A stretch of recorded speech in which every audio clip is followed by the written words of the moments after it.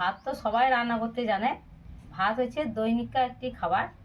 তো বন্ধুরা, আমি যে ধরনের রান্না করে দেখাবো, ভাতটা হবে ঝরঝরে সাদা ফ্রেশ, খেতেও খুব সুস্বাদু আর কম জ্বালানির মধ্যে এই ভাত তৈরি হবে। তো বন্ধুরা, আমি বানি রান্নাবান্না চ্যানেলে সবাইকে অনেক অনেক স্বাগত।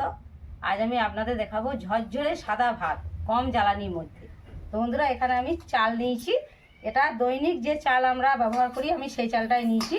এই চালটা প্রথমে আমি আধ ঘন্টার মতো ভিজিতে দেবো।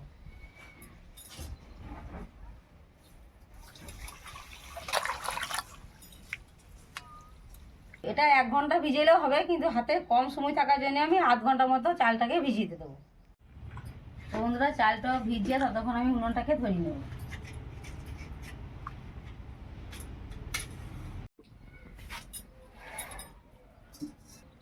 তো বন্ধুরা, উনুনের মধ্যে হাঁড়ি বসিয়ে দিয়েছি, আমি জল দিয়ে দিচ্ছি।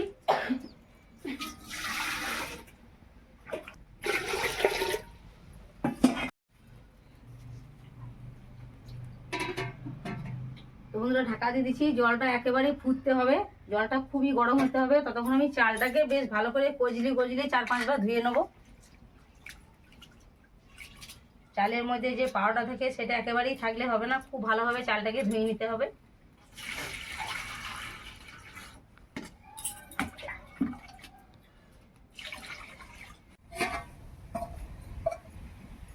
তো বন্ধুরা, জলটা খুব ভালোভাবে ফুটে গেছে।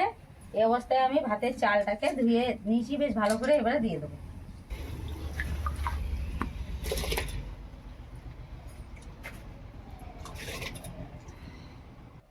একবারই চালটাকে জল ঝরিয়ে দেবো, ঠান্ডা জলটা আমি দেবো না।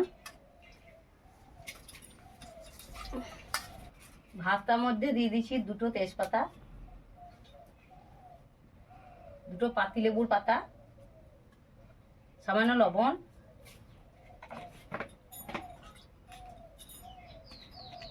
সামান্য সাদা তেল। এখানে 2 চামচ মতো সাদা তেল দিয়ে দিচ্ছি।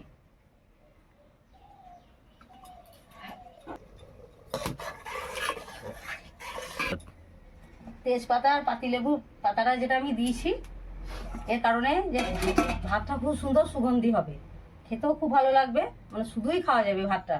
আর তেলটা দিয়েছি, ভাতটা ভাতের মধ্যে লাগবে না, একদম ঝরঝরে সাদা ফ্রেশ ভাত হবে, তাই জন্য আমি সাদা তেলটা 2 চামচ দিয়ে দিয়েছি। তো বন্ধুরা, ভাতটা হতে কিন্তু খুব বেশি সময় লাগবে না, 7-8 মিনিটের মধ্যেই ভাতটা হয়ে যাবে।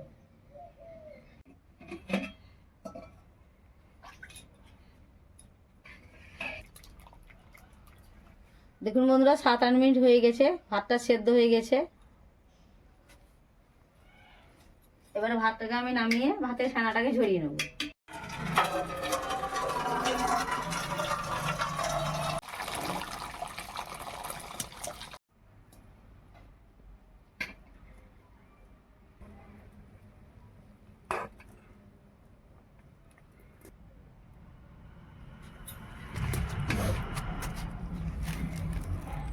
দেখুন বন্ধুরা, 7 থেকে 8 মিনিটের মধ্যে কত সুন্দর ঝরঝরে সাদা ফ্রেশ ভাত হয়েছে। খুব কম সময়ের মধ্যে যারা গ্যাসে রান্না করেন তাদের গ্যাসেরও খরচা বাঁচবে, যারা কাঠে মুঠে রান্না করেন কাঠেরও খরচা বাঁচবে।